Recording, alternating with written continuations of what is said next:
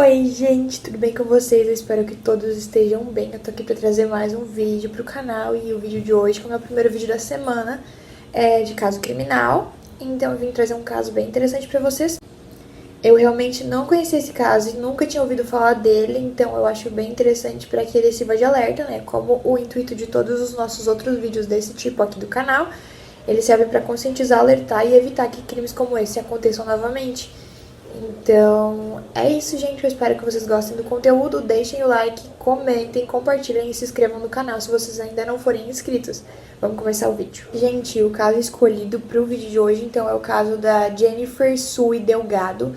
E esse caso ocorreu quando essa garotinha tinha apenas 8 anos de idade, ela era apenas uma criança.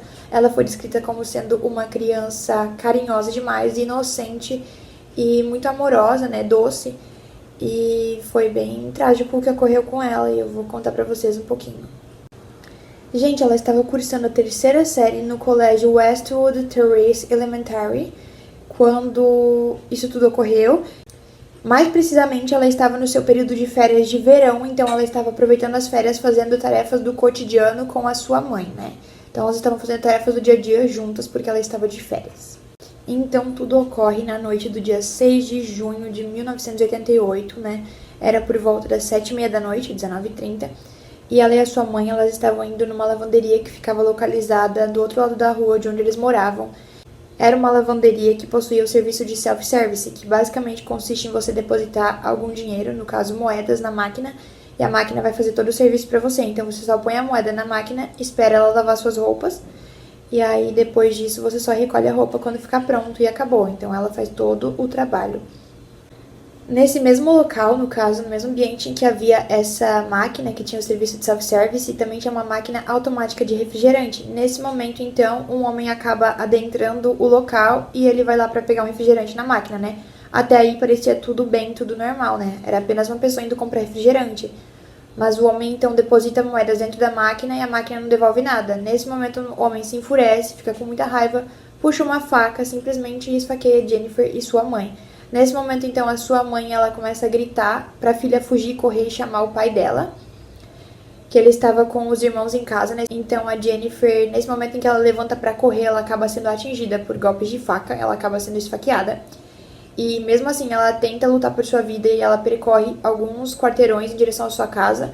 Ela chega perto até, mas ela não consegue chegar até a casa porque ela perdeu muito sangue. O sangramento dela foi muito intenso, então ela teve uma hemorragia muito grave e acabou não resistindo.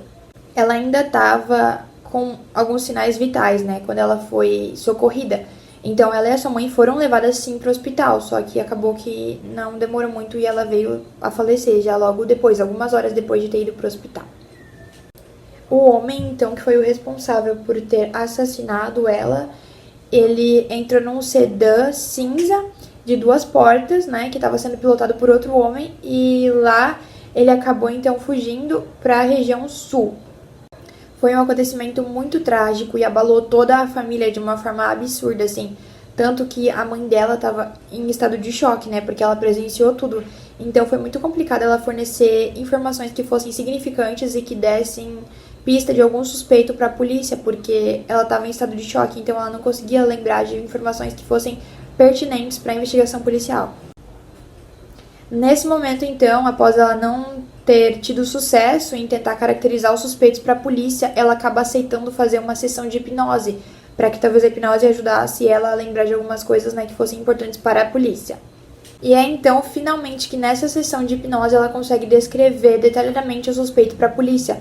Então, eles chegaram à conclusão de uma descrição de uma pessoa, né, um garoto, um jovem, que tinha entre 17 e 18 anos de idade, que era barbeado, tinha cerca de 1,5 m de altura, né, que ele possuía cabelos longos, ondulados e escuros, e que ele estava usando uma camiseta florida, né, estilo havaiano, quando tudo aconteceu. Com essa descrição detalhada, a polícia conseguiu elencar uma lista com 17 suspeitos. Desses 17 suspeitos, 3 foram considerados potenciais, assim, né? Os principais que eles desconfiavam. Só que todos esses apresentaram álibis bem sólidos, então todos eles foram descartados.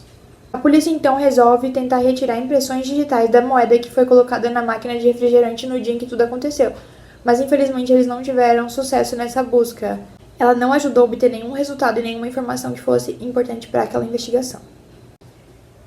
Os investigadores não entendem até hoje qual pode ter sido a motivação para alguém cometer um crime tão bárbaro como esse. É um crime que fica sem explicação e, na verdade, sem solução praticamente até hoje. Ele é um crime bem complicado porque não tem como você descobrir uma motivação, porque, tipo, ela era uma criança, sabe? Tipo assim, ela nem tinha vivido tanto tempo quando isso aconteceu, ela tinha vivido apenas 8 anos da vida dela. Então, assim, não tem como dizer que a criança fez alguma coisa pro cara e o cara foi se vingar, porque, tipo assim, ela era uma criança, sabe? Ela era inocente. Então, assim, não tem justificativa pra um crime como esse, sabe?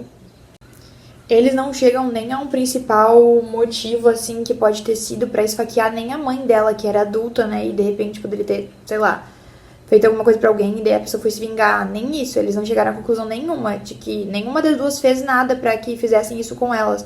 Elas eram totalmente inocentes.